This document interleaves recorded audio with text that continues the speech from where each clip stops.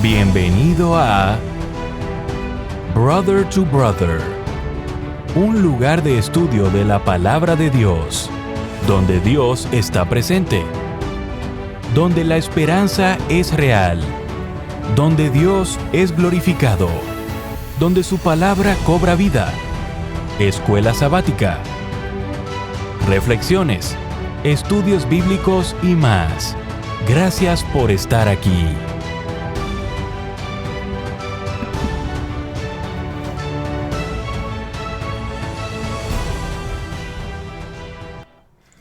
Qué grato poder estar con ustedes, hermanos y amigos que nos acompañan en estos repasos de esta segunda lección de este año. Agradecimos al Señor porque una vez más nos da la oportunidad de estar con ustedes. Recuerden que si ustedes tienen el deseo de poder contactarme, está la información aquí en la pantalla, tanto el número de teléfono como nuestra dirección electrónica. Y no se olviden siempre de poder compartir este video a través ¿verdad? de las redes y también a través de dar su manita, dejar ahí su me gusta o su like. Y recuerden que una manera también de apoyar este proyecto es suscribiéndose y es gratuitamente. Usted se puede suscribir, lo hace gratuitamente. Así es que gracias porque hasta aquí ustedes me han acompañado. Eso nos anima a poder seguir compartiendo este repaso, este estudio de estas lecciones. Queremos continuar entonces y lo vamos a hacer. Y para eso vamos entonces a orar todos juntos, reverentemente, por estas lecciones, que recuérdense que por nombre de título para todo el trimestre es en estos posteriores días el mensaje de Hebreos. Así que allí donde se encuentra, por favor, acompáñenme en una oración. Padre, una vez más, rogamos por el perdón de nuestras faltas, nuestros pecados, nuestras equivocaciones. Y pedimos, Señor, que el Espíritu Santo nos acompañe en este momento, que pueda invadir nuestra mente y nuestro pensamiento, que abra, Señor, la discreción para poder entender, para poder, Señor, aprender más, pero sobre todo, Señor, para poder practicar cada una de las enseñanzas. En el nombre de Jesús es que lo rogamos. Amén. Gracias, hermanos, amigos que van a ver este video. Recuérdense que el título, como ya lo dije, es en estos posteriores días, es el título completo de este trimestre. Pero cada día, cada semana y cada día trae su propio título. Así que de esta semana es el mensaje de Hebreos. Ese es el título completo. Y el versículo que viene para memorizar se encuentra en Hebreos 8:1. Traiga su Biblia. Recuérdese que es muy importante que cada uno de nosotros tengamos nuestra Biblia cerca para tenerla como referencia, para poder ir y buscar directamente de la palabra de Dios.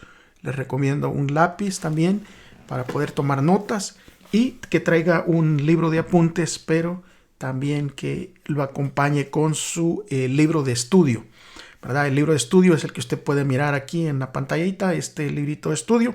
Si usted no tiene uno, pídalo por mensaje o puede meterse electrónicamente y hacer una búsqueda, ¿verdad? Es el libro de estudio de Escuela Sabática 2021. Póngale PDF o PDF al final y usted lo puede encontrar si lo quiere estudiar en su tableta o en su teléfono celular.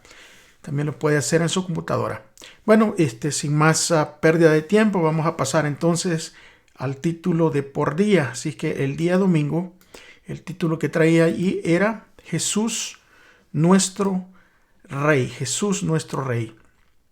No vamos a entrar en muchos detalles, ¿verdad? Como la lección lo pone completamente debido al tiempo. Pero Jesús es nuestro Rey. Yo creo que ese título deberíamos de abrazarlo por fe nosotros, de que Jesús es nuestro Rey. Y como decía el versículo de memoria que estaba allí, ¿verdad? De Hebreos 8:1, el punto principal de lo que Hebreos está tratando de dejar bien en claro es de que Jesús es nuestro Rey, que Jesús es el gobernante quien ha estado sentado a la diestra del Padre, ¿verdad? Como Dios. Jesús siempre ha sido el gobernante del universo, pero cuando Adán y Eva pecaron aquí en la tierra, Satanás se convirtió en el gobernante de este mundo, de acuerdo con el libro de Juan, capítulo 12, versículo 31, y capítulo 14, versículo 30, y también en el mismo libro de Juan, capítulo 16, versículo 11. Sin embargo, Jesús vino a esta tierra y derrotó a Satanás en la cruz, con lo que recuperó el derecho de gobernar a quienes lo aceptan como su Salvador. Y eso es de acuerdo con el libro de Colosenses, ¿verdad? Capítulo 2, versículo 13 al 15. Ahora, los dos primeros capítulos de Hebreos se enfocaron especialmente en la investidura de Jesús como rey. Y para eso nosotros vamos a leer allí rápidamente en su Biblia, por favor. Por eso es importante que tenga su Biblia. Vamos a buscar el capítulo 1 de Hebreos y vamos a leer el versículo 1, versículo 5 del capítulo 1. Y estos versículos que ustedes van a ir leyendo, ¿verdad? Vamos a leer, enfocarlos prácticamente en Hebreos capítulo 1, versículo 5 hasta el 14. Y lo que sucede allí se da un aspecto de una representación, ¿verdad?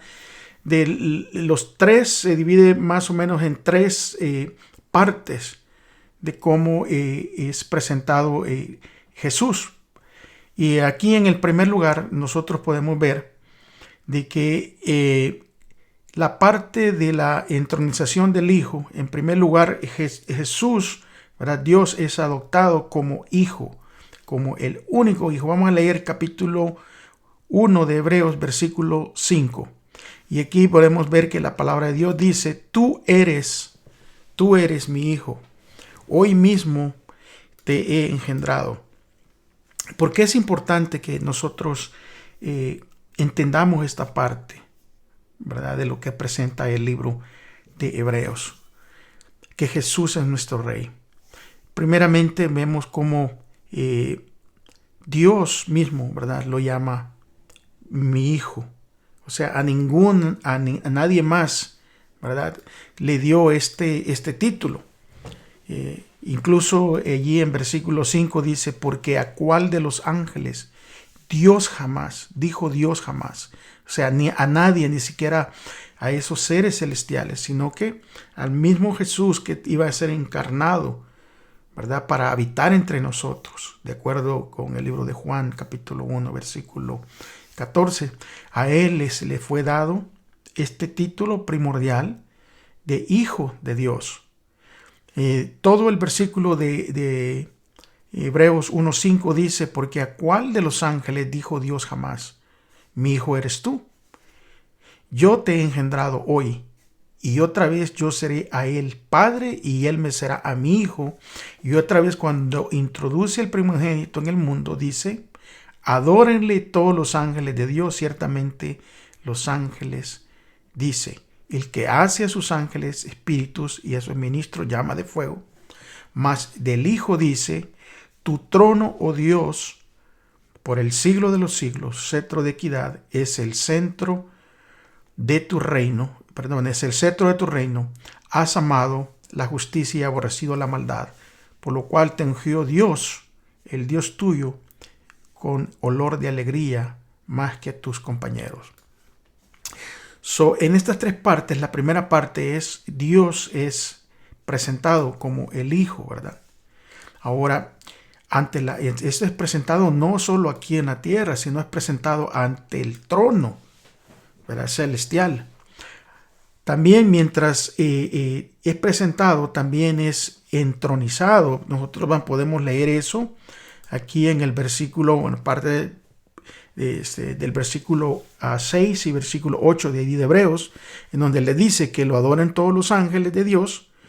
Tu trono, oh Dios, permanece por los siglos de los siglos de los siglos, y el cetro de tu reino es un cetro de justicia. Entonces podemos ver también aquí, ¿verdad?, que mientras el Señor proclama el gobierno eterno del Hijo, le está dando la potestad, ¿verdad? Y en tercer lugar, Dios entroniza al Hijo, otorgándole todo el poder. Hebreos 1, versículo 13 dice: siéntate a mi derecha hasta que ponga a tus enemigos por estrado de tus pies. Ahora, la importancia de todo esto parece que cuando lo leemos, cuando tratamos de meterlos en este día, en esta lección, da estas tres explicaciones. Pero ¿por qué lo da? Porque si ustedes se fijan en el título, que Jesús es nuestro Rey, tiene que el libro de Hebreos explicarle a su audiencia. Recuérdense que este libro está dirigido a la audiencia, ¿verdad?, de hebreos, que les costaba mucho aceptar la potestad y la legitimidad de Cristo como el Mesías. Pero aquí, con estos versículos, cuando lo tratan, el apóstol está tratando de dar una explicación. Está primero dejándoles ver de que Él es el Hijo de Dios, este Hijo de Dios que más adelante vamos a mirar en otro día, más adelante, de que fue prometido de acuerdo a la descendencia de David, y era una profecía que se tenía que cumplir. Ahora, aquí podemos ver de que Dios mismo, ¿verdad?, dice que Él es su Hijo. Ahora Dios mismo les dice que lo adoren porque Él es Dios también. Y no solo eso, sino que está sentado también en el trono. Ahora, todo esto concuerda, ¿verdad?, todo esto de Hebreos concuerda con la promesa hecha a David. Y es por eso que cuando nosotros leamos y vamos a ir estudiando este libro de Hebreos, nos vamos a ir dando cuenta la importancia de entender estos títulos. ¿Por qué? Porque estos títulos no se le daban a cualquier persona, a cualquier humano. Este título único le pertenecían a Dios mismo. Y es por eso que aclara, ¿verdad?, de que como el poder y todo el gobierno del universo le es entregado a Cristo en este momento, para que nosotros lo logremos entender. Ahora, Jesús, ¿verdad?, es, de acuerdo con el libro de Hebreos, Jesús era el que guía al pueblo al reposo de Dios, y nos recuerda que Jesús es el constructor de la casa de Dios. Jesús entonces viene a ser el gobernante legítimo, inmerso en esta guerra contra Satanás, que es el usurpador, ¿verdad? Y la guerra se está llevando porque se está en juego nuestra lealtad hacia Dios mismo.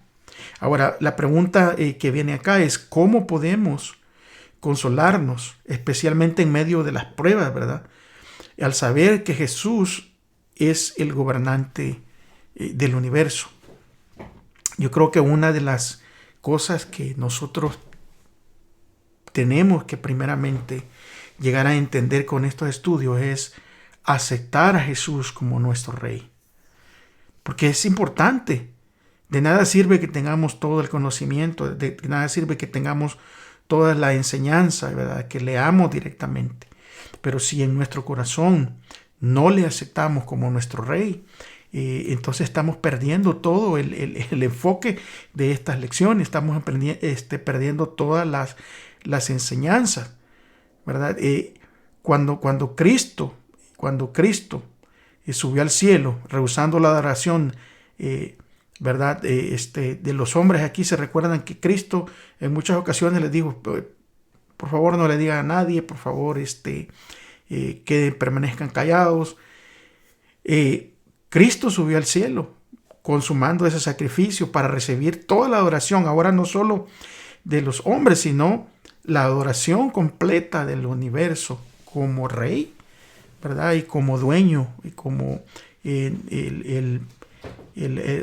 teniendo el cumplimiento ahora como gobernante legítimo de todo el universo, y por ende el gobernante legítimo en la guerra en contra de Satanás. Así que Jesús tiene que ser nuestro Rey, y tiene que morar ¿a dónde? Nuestro Rey en nuestro corazón. O sea, cuando un rey daba una orden, los súbditos que se sometían al rey las acataban estas órdenes. Y es por eso que es importante entender el estatus de Cristo, ¿verdad? De acuerdo como lo pone el libro de Hebreos, de que Jesús es nuestro rey. Pero no solo Jesús es nuestro rey, sino que Jesús también es nuestro mediador. Jesús es nuestro mediador. Un concepto interesante de la teología del Antiguo Testamento es que el rey davídico prometido, ¿verdad?, también traía y representaría a la nación entera de Israel ante Dios. O sea, ¿por qué? Porque era necesario que este rey cumpliera con todas las expectativas de Dios. Ahora, como podemos ver, el pueblo desgraciadamente no fijaba, los reyes desgraciadamente, la mayor parte de los reyes terrenales no fueron fieles a Dios. Entonces, como esta promesa, ¿verdad?, que se había dado a través de la descendencia de David, de que estos reyes tendrían que ser de bendición para el pueblo, como ellos hacían lo malo, Dios no pudo bendecir a Israel como él quería. En el Antiguo Testamento está lleno de relatos de cuán infieles realmente fueron muchos de esos reyes. Nosotros podemos mirar vez tras vez, leer de cómo estos reyes se desviaban, ¿verdad?, y hacían lo incorrecto. Pero Jesús es nuestro mediador, y como nuestro mediador, tomando en cuenta de que Jehová había tomado al pueblo como su hijo. Y esto es lo importante, porque cuando uno cuando va a tomar el mediador, ¿mediar qué? Cuando uno va a mediar, ¿verdad?, algo y es algo como un hijo, ¿verdad? Por hacer un ejemplo, si toman a uno de nuestros hijos rehén, a nosotros nos gustaría ser el mediador si tenemos los medios para pagar esa como recompensa. ¿Quién sería el más indicado que nosotros mismos, que conocemos a nuestro hijo, que sabemos cuánto le amamos, cuánto nos importa, cuánto nos ha costado? Y tomando este ejemplo, Jehová había tomado al pueblo de Israel, que estaba en su momento, estuvo como esclavo, ¿verdad?, en Egipto. Si ustedes pueden leer allí en Éxodo capítulo 4, versículo 22 y 23, miren lo que dice. Miren lo que como Jehová se está refiriendo a su pueblo. Dice: y le dirás a Faraón, aquí hablándole Jehová a Moisés, Jehová ha dicho así, y aquí identifica: Israel es mi hijo, mi primogénito. Ya te he dicho que deje ir a mi hijo para que me sirva, mas no has querido dejarlo ir. ¿Se recuerdan? En este momento, este relato se refiere a cuando el pueblo de Israel estaba esclavo y Moisés había traído las plagas, ¿verdad? Había traído las plagas que Jehová le había mandado y se las había llevado al pueblo de Egipto, a los egipcios, y Moisés estaba negociando la salida del pueblo con Faraón, y Faraón esta vez no había dejado salir al pueblo, aunque había visto los milagros, había visto los prodigios que Dios había hecho. Entonces aquí en este momento Moisés le dice, ¿verdad?, lo que está diciendo Jehová. Le dice: Jehová ha dicho así, Israel es mi hijo, lo identifica como su hijo, y le dice: mi primogénito, ya te he dicho que dejes ir a mi hijo para que me sirva, mas no has querido dejarlo ir. Y aquí le dio una sentencia al final de ese versículo de Éxodo 4:23, le dice: he aquí, yo voy a matar a tu hijo, a tu primogénito. Y es cuando vino la 10ª plaga, y donde murieron los primogénitos, ¿verdad?, de los egipcios. Ahora, Israel era el hijo de Dios, y Dios le daría un lugar a Israel en donde descansar de sus enemigos. Dios también elegiría un lugar entre ellos donde habitaría su nombre. Estas promesas para Israel se transfirieron al rey, al rey davídico prometido. Sería adoptado como hijo de Dios. Dios le daría descanso de sus enemigos y construirían un templo para Dios en Sión, donde moraría el nombre de Dios. Esto significa que Dios cumpliría sus promesas hechas a Israel a través de cada uno de estos reyes prometidos. Este rey se conoce como el rey davídico, que representaría a Israel ante Dios.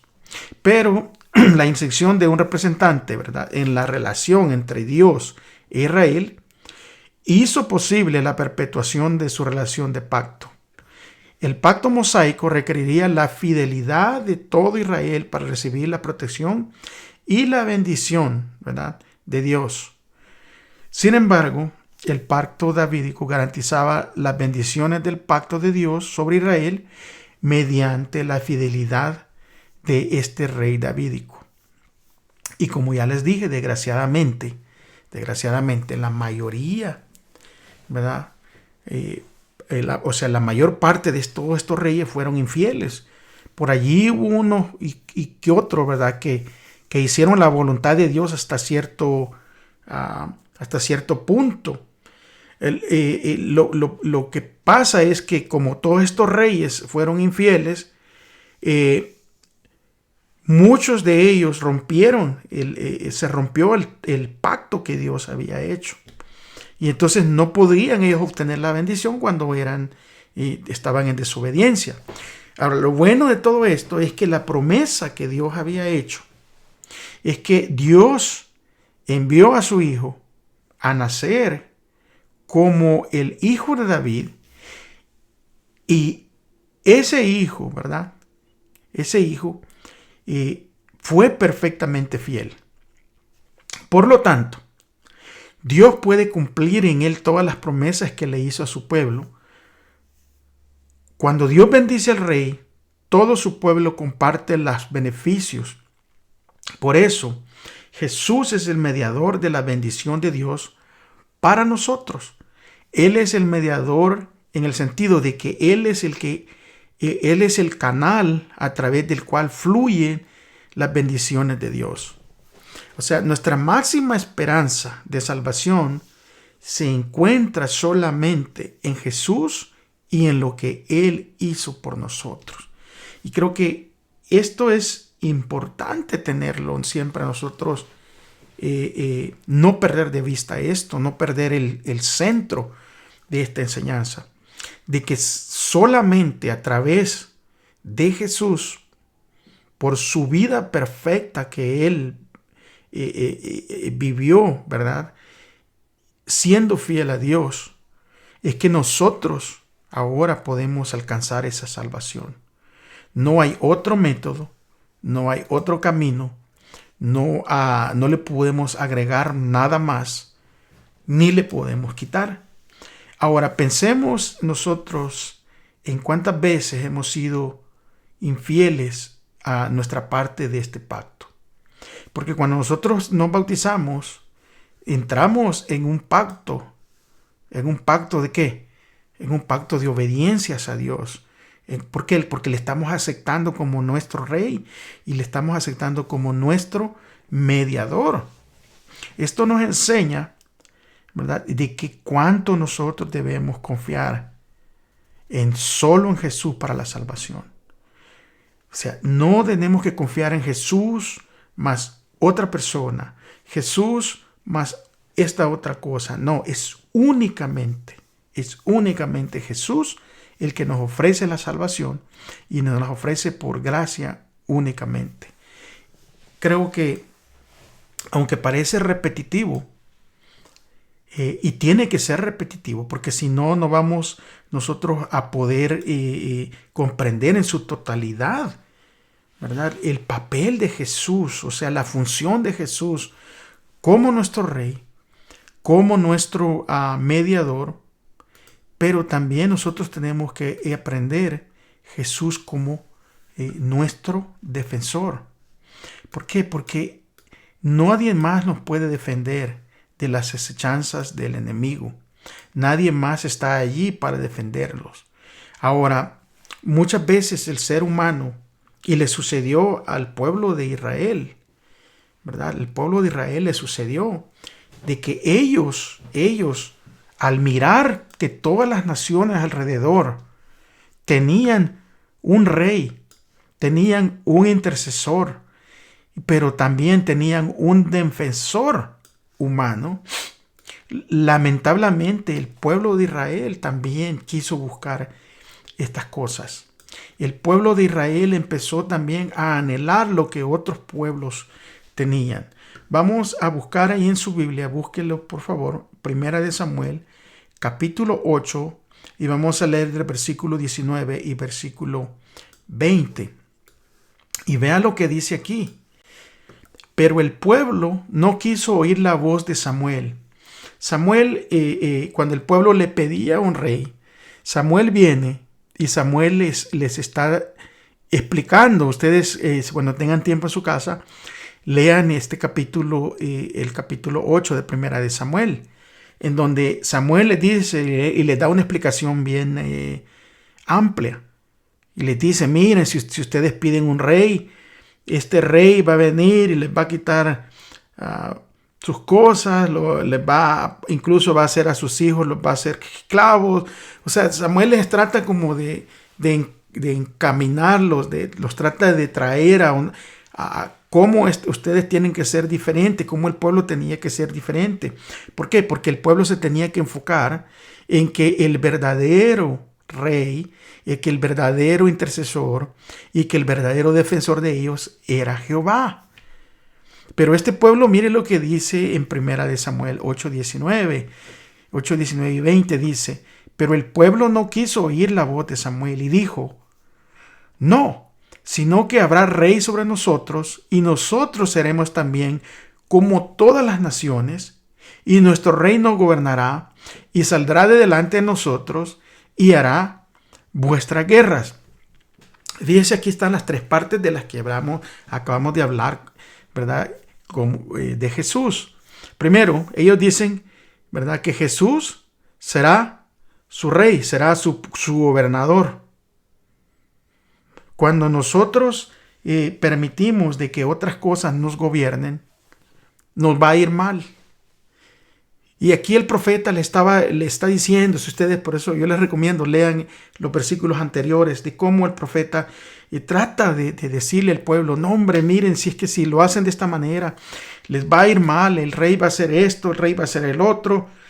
O sea, tratando Samuel de prácticamente de hacerlos entrar en razón. Sin embargo, el pueblo no, dijo el pueblo: queremos un rey. Y muchos de nosotros a veces no dejamos nuestra voluntad, no la sometemos nuestra voluntad al verdadero rey. Y podría dar muchos ejemplos. Muchas veces nos dejamos gobernar, ya sea por una relación.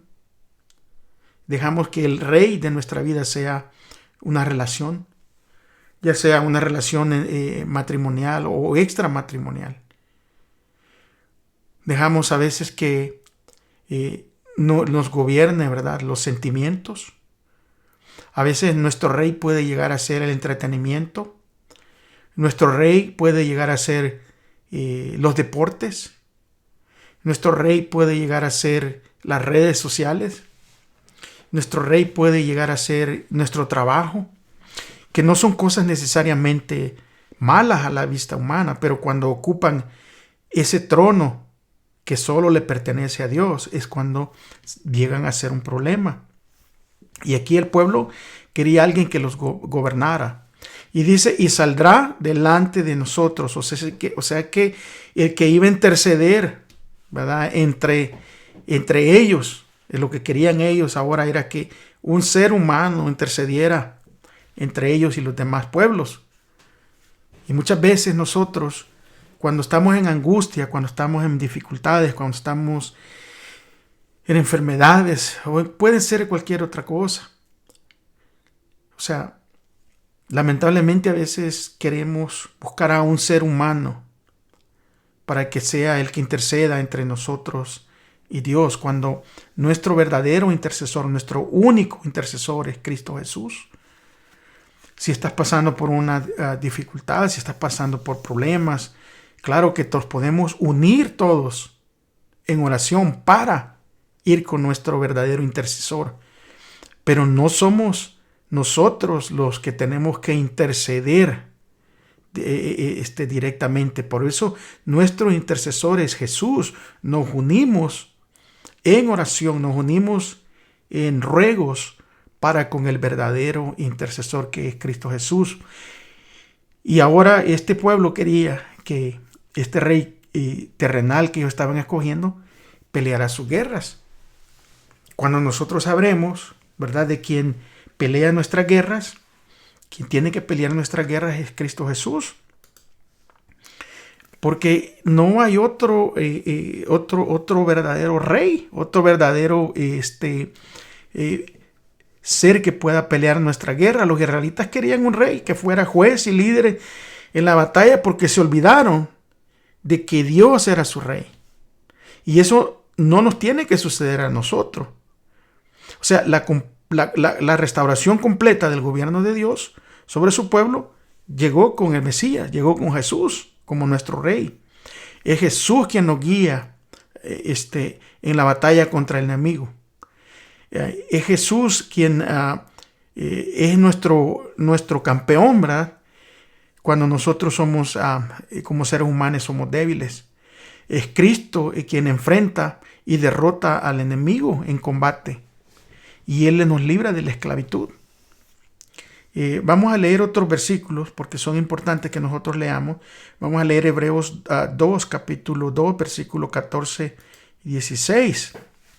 Y dice: así que por cuanto los hijos participaron de carne y sangre, Él también participó de lo mismo, para destruir por medio de la muerte al que tenía el imperio de la muerte, esto es, al diablo, y librar a todos los que por el temor de la muerte estaban durante toda la vida sujetos a servidumbre, porque ciertamente no socorrió a los ángeles, sino que socorrió a la descendencia de Abraham.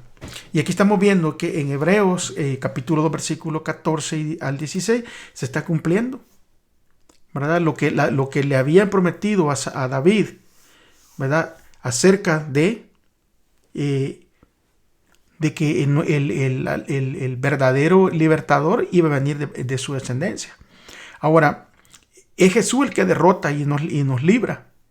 Ahora, esta descripción de Jesús, ¿verdad?, nos recuerda la batalla entre David y Goliat. Después que David fue ungido, David salvó a sus hermanos de la esclavitud al derrotar a Goliat. Los términos del enfrentamiento determinaron que el ganador del combate esclavizaría al pueblo de la otra parte. Por lo tanto, David actuó como defensor de Israel y lo representó en ese momento. Pero también con nosotros podemos ver quién nos va a representar y quién va a ser nuestro defensor, quién nos va a defender. Lea allí Isaías capítulo 42 y versículo 13. Vamos a leerlo rapiditamente. Mire, Isaías capítulo, vamos a regresar. Isaías capítulo 42 y versículo 13, ¿qué dice? Y Jehová saldrá como gigante y como hombre de guerra, y despertará celo, gritará, voceará, se esforzará sobre sus enemigos. O sea, ¿quién es el que va a salir como un gigante a defenderlos a nosotros? Es Jehová mismo. O sea, Jehová se autodescribe en estos pasajes como Él iba a salir a pelear por nosotros, ¿verdad? Hebreos también habla, Hebreos 2, 14 al 16, alude a la noción de que Dios salvaría a Israel en un combate individual. Vamos a leerlo allí rapiditamente en Hebreos 4. Vamos a leerlo en Hebreos 4, versículos 15 y 16. Mire lo que dice. Porque no tenemos un sumo sacerdote que no pueda compadecerse de nuestras debilidades, sino uno que fue tentado en todo según nuestra semejanza, pero ¿cómo? Sin pecado. Ahora, versículo 16, esta es la ventaja que nos da este defensor. Acerquémonos pues confiadamente al trono de la gracia para alcanzar misericordia y hallar gracia para el oportuno socorro. O sea, el defensor de nosotros, ¿quién es? Es Cristo Jesús. O sea, Hebreos aquí alude, ¿verdad?, a la noción de que Dios salvaría a Israel en un combate individual. Y fijémonos en este pasaje de Isaías, pero así dice Jehová, ¿verdad?, que ciertamente el cautivo será rescatado del valiente.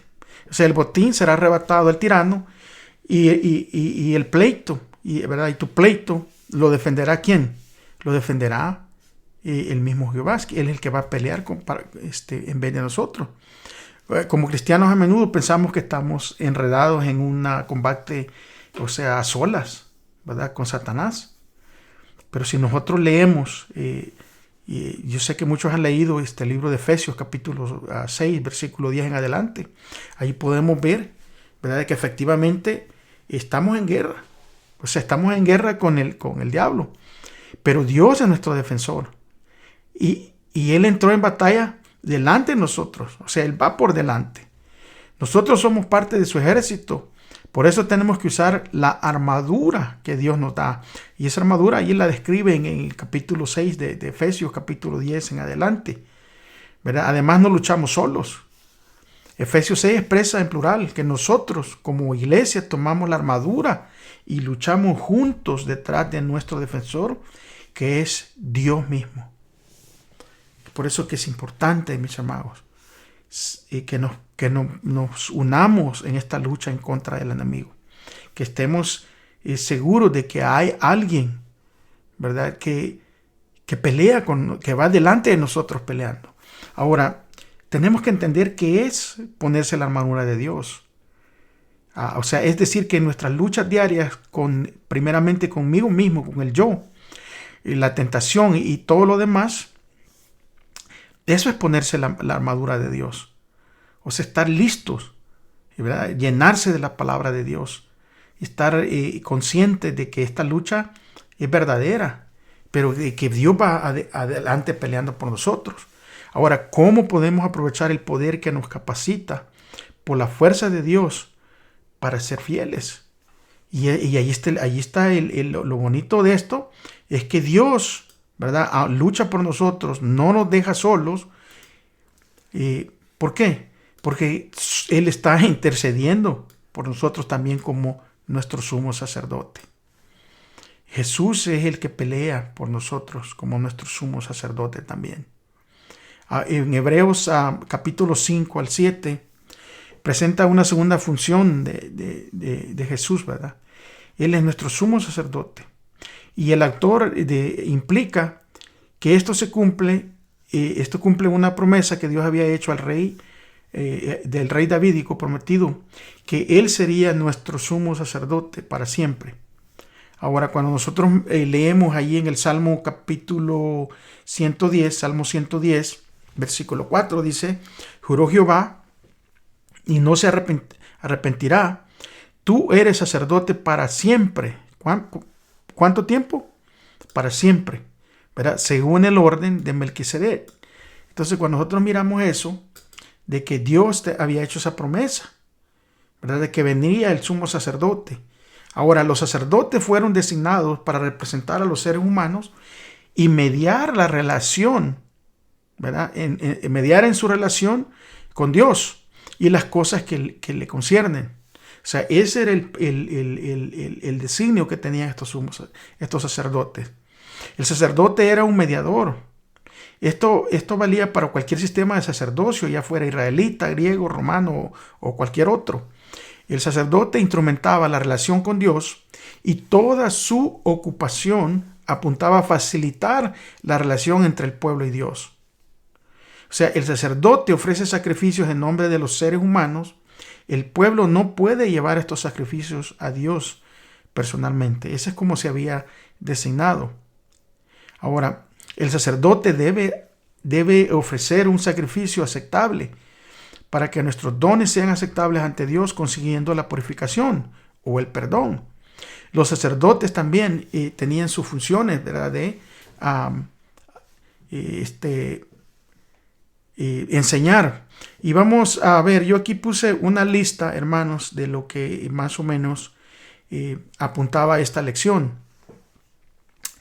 Y en esta lista yo puse aquí que los representantes, una de las funciones del sacerdote era representantes del pueblo ante Dios. O sea, que ellos eran los que hablaban directamente o recibían las instrucciones directamente de Dios y ellos las transmitían al pueblo. Y era como se llevaban las funciones. También eran mediadores en la relación con Dios. O sea, que ellos tenían que llevar los pecados del pueblo, lo llevaban y eran mediadores en cuanto a través de los sacrificios, ¿verdad? De los sacrificios que se hacían. Tenían esta responsabilidad. O sea, tenían que llevar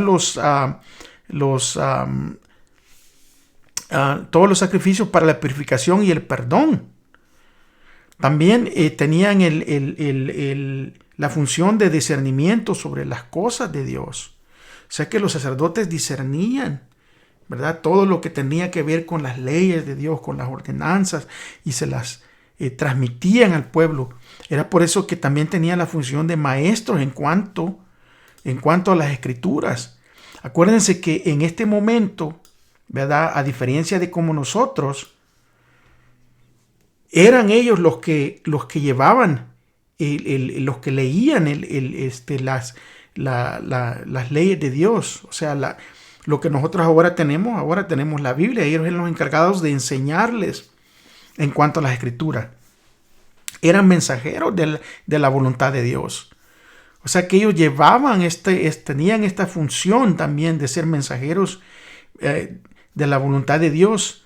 Y también bendecían al pueblo en nombre de Jehová. Eran personas que eran designadas para llevar bendición. Ahora, ¿cómo nos concierne todo esto a nosotros? O sea, ¿qué papel entonces tiene que ver ahora en la actualidad hacia nosotros?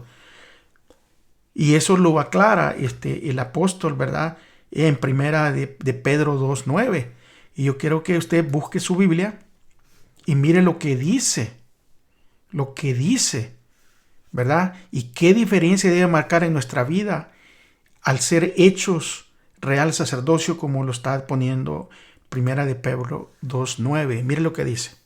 Dice, pero ustedes son linaje escogido, real sacerdocio, nación santa, pueblo adquirido para posesión de Dios, a fin de que anuncie las virtudes de aquel que los llamó de las tinieblas a su luz admirable.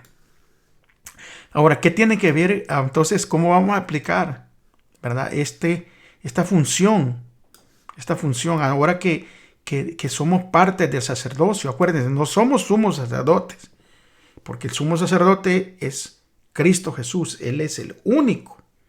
Pero nosotros como sacerdotes, acuérdense que todo lo que se da en el Antiguo Testamento es sombra de lo que se está viviendo en la actualidad en el cielo. Entonces, así como el sumo sacerdote en la terrenal su función era la principal, pero tenía también otros sacerdotes que le ayudaban en las funciones para llegar a la función principal. Entonces, ahora, este papel que ahora se menciona aquí, ¿verdad? Aquí en el libro de primera de Pedro 2:9, como está en la pantalla aquí en este versículo, dice, pero ustedes son linaje escogido, real sacerdocio, nación santa, pueblo adquirido para posesión de Dios, a fin de que anuncie las virtudes de aquel que lo llamó de las tinieblas a su luz. Ahora, el papel de nosotros también tiene este rol tiene privilegios, ¿verdad? Porque ahora los creyentes en Jesús recibimos el título de real sacerdocio. Este rol implica privilegios increíbles, ¿verdad? Porque los sacerdotes podían acercarse a Dios en el santuario. Hoy, al aceptar nosotros, ¿verdad? Al aceptar por fe a Jesús, tenemos ese privilegio de acercarnos a Dios confiadamente mediante la oración. Ahora, también con estos privilegios tienen que venir las responsabilidades importantes. Y aquí es donde nosotros debemos colaborar con el sumo sacerdote en su obra de salvar al mundo. Él quiere que les enseñemos y les expliquemos sus leyes y sus preceptos a los demás. También Él quiere que ofrezcamos sacrificios de alabanza, buenas obras que le agraden. Y ese es un privilegio, pero también es una responsabilidad. Y es por eso que debería de marcar una diferencia el saber que ahora nosotros somos llamados real sacerdocio y cómo debe de esto de afectar nuestra manera de vivir en esta realidad. Porque si es bien, ¿verdad? De que esta lista que yo les acabo de poner a ustedes, también esta lista, hermanos,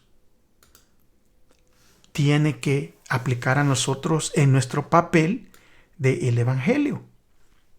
Porque si somos llamados real sacerdocio y tomamos ese privilegio, también tenemos que tomar las responsabilidades que vienen con eso. O sea, nosotros somos representantes, ¿verdad?, del pueblo que no conoce ante Dios. Del que no conoce ante Dios. Nosotros somos los representantes. Es la única tal vez manera de que muchos van a llegar a reconocer o a conocer al verdadero Dios. Es nosotros como embajadores, que en otra parte de la Escritura se nos nombra como embajadores, vamos a presentarles a este verdadero Dios. Vamos a ser los mediadores, ¿verdad?, en la relación con Dios. Porque si muchos nos ven cómo nosotros nos relacionamos con Dios, las personas pueden aprender a relacionarse con Dios también de igual manera. Nosotros tenemos que discernir las cosas de Dios. ¿Para qué? Discernirlas para poder ser maestros en cuanto a las Escrituras. Para poder discernir en cómo actuar en ciertas situaciones. ¿Está viendo? Nosotros también tenemos que ser mensajeros de la voluntad de Dios. ¿Y cómo vamos a ser portadores de un mensaje si no lo vivimos? Es por eso que es importante que nosotros tenemos que vivir de esta manera, así como decía esta pregunta, ¿verdad? Que cómo debería de afectar nuestra manera de vivir en esta realidad de ser llamados real sacerdocio. Tenemos que ser canales de bendición para aquellas personas que no conocen. O sea, es un gran privilegio, hermanos. Es un gran privilegio, pero también es una gran responsabilidad.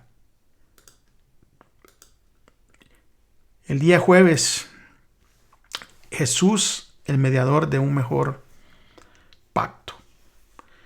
¿Por qué Jesús es llamado un mediador de un mejor pacto? Porque recuérdense que todos los símbolos, los sacrificios, todo eso apuntaba a la verdadera obra, ¿verdad?, de que Jesús iba a ser. Porque el problema con el antiguo pacto es que era solo un presagio, esa era solo una sombra de las cosas que iban a venir. O sea, todas la forma como fue instituido eran diseñadas para prefigurar o ilustrar la obra que el Mesías Jesús habría de hacer en el futuro. Así que los sacerdotes prefiguraban a Jesús.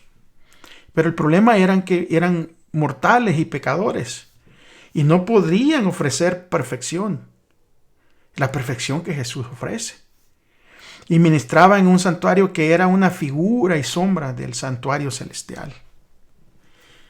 Ahora, Jesús ministra en el verdadero santuario y nos brinda el acceso a Dios.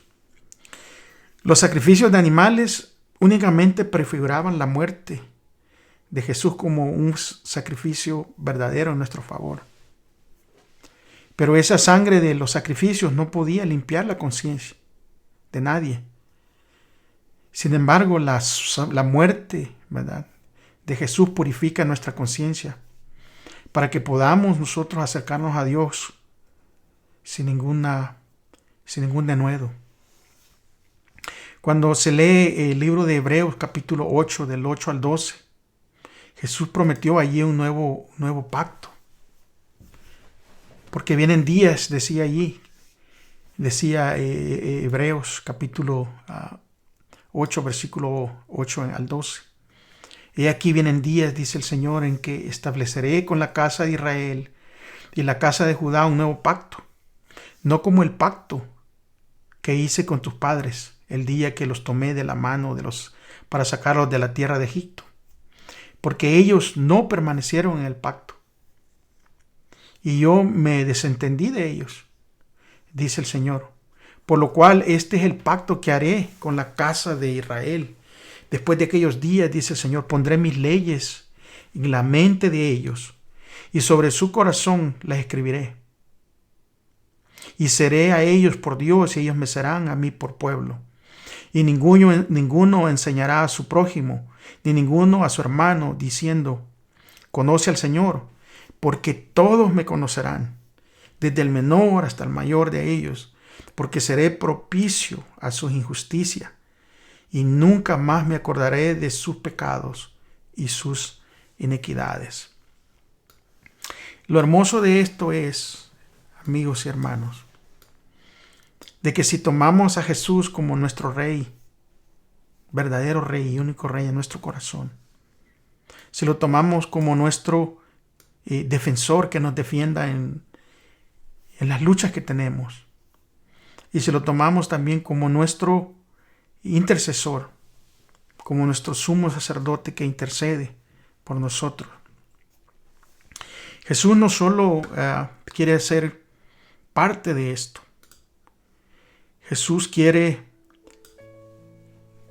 cambiar nuestro corazón, como lo dice el libro de Ezequiel, capítulo 36, versículo 26.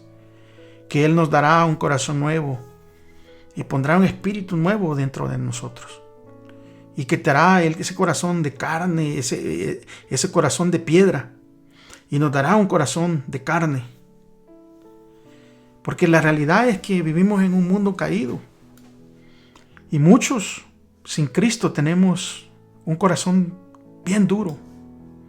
Un corazón muchas veces muy feo, ¿verdad? En donde somos injustos, en donde tratamos a los demás como personas de segunda clase, en donde nuestro orgullo nos lleva a creernos mejor que los demás. Pero lo que quiere hacer Jesús es quitar ese corazón de piedra que tenemos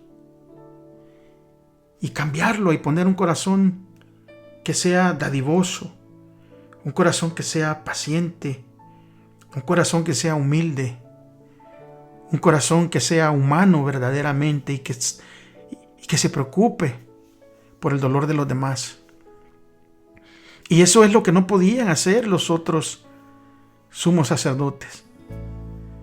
Porque esos sumos sacerdotes eran humanos, eran figuras nada más.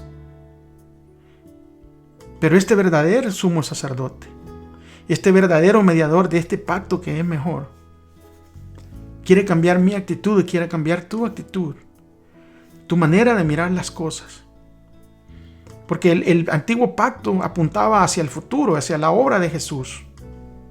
Y era un hermoso diseño.